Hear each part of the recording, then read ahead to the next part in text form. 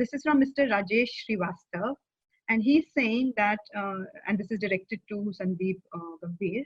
He's saying in today's times when companies are really, there is very little good news on the salary front, on training budgets, on job cuts and so on. How is it that you as an organization have been very forward thinking and spending more on training and development and pushing your employees to really reskill themselves and upskill themselves? So we would really like to understand, how did you plan for that, and what would be your tips to our viewers on this? Because I think it is one of the most important conversations in today's discussion. Yeah, Jyoti. I just taking a cue from what Amitabh also said. I think he's an expert on the people side. But that issue of people is, I think, probably, and I said it earlier as well, that the most significant component of the resilience package, if you were to create something that, okay, I want to be resilient, it has to be your employee.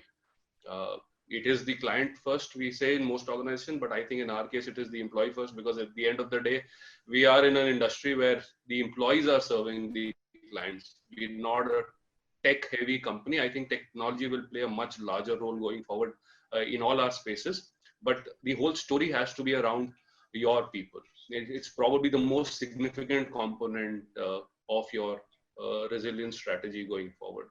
Another important aspect that comes from managing people is, I think, the smile that we need to, and I think that getting impacted very significantly. Not that, because I don't think I have an infectious smile. I think I do have a very infectious smile, but the problem is I'm going to be wearing a mask now.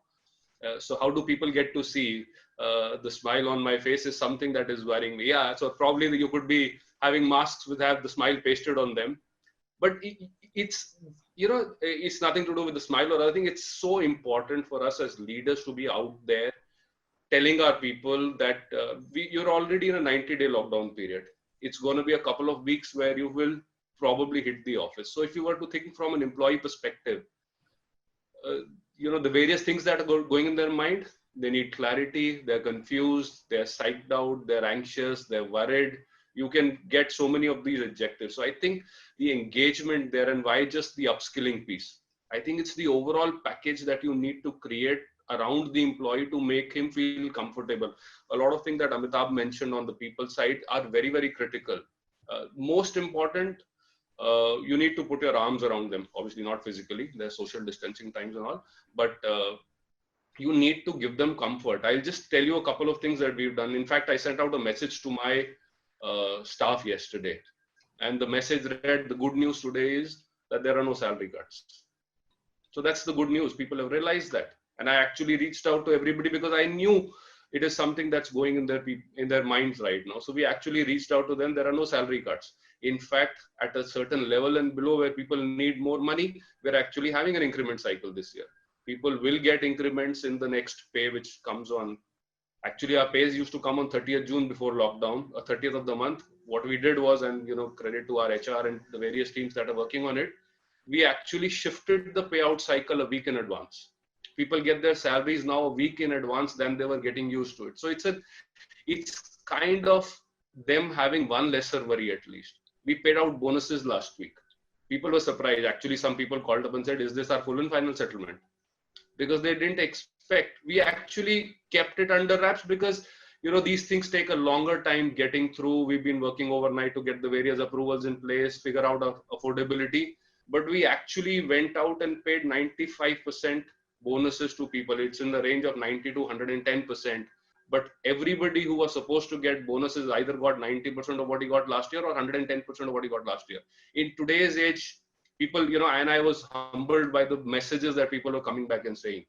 So much so that they were saying we didn't even expect it.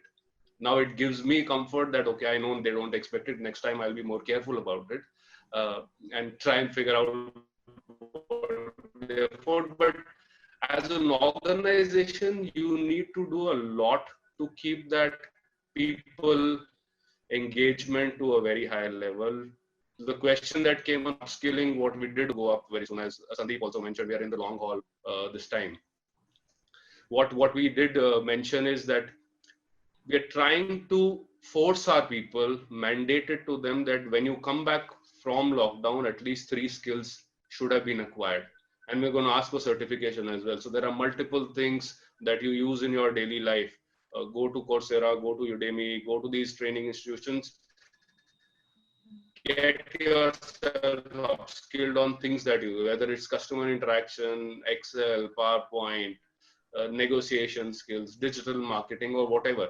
They need to get upskilled. So we're doing a lot of that. We are engaging a lot with our people. We do play tambolas and antakshris and all of that as well, because that is also very critical, because they are anxious. So the FaceTime concept that was coming up, we've lost that FaceTime with people. Actually, on that piece today, the most important question to people that ask is, am I audible? Is my screen visible? Those are the things that are actually, because we moved to an e-connecting module with people. So there is the whole people piece, whether it's upskilling, whether it's taking care of them, whether providing them clarity, or whether giving them clarity about the fact that yes, we continue to think about them, are becoming increasingly critical, because actually they are the face of the organization. So if we manage all of that well, I think we're doing reasonably okay. That's the sense that we get. But yeah, looking at the discussion that we are having in this panel, there are certainly ideas that one could look at in terms of what could be the next way of performance management, what could be the next way of probably a goal setting. I agree with Amitabh. Yeah, the long term is gone. I think we're in the only thing that is there for the long term, and as Sandeep alluded to that in the beginning as well, that we are in for a long haul. And just take 2 minutes on something that I've used with my people very, very frequently, is the whole camel theory. And I think we need to realize, and I just relate it to an ad which used to see, fill it, shut it, forget it. I don't think you can fill it for the long run right now. You'll have to have multiple refills being taken, because when we went into the first lockdown, we thought it's 3 weeks, then another 2 weeks, then another 3 weeks, then unlock one, and then you have a fear of a lockdown again. So I think the whole camel theory comes back again, that you're in for a long run, whether it's good memories, whether it's the staples, or whether it's the good vibes that you have. You are in a desert right now and you don't see an end. So stock up like a camel, keep refilling yourself every opportunity that you get, because I think we are living in uncertain times right now. Plan for the next week and the next week and the next week. I think that should be it. I don't think what March 21 looks like is on anybody's mind, frankly. I think people are more worried about June 30th than March 2021.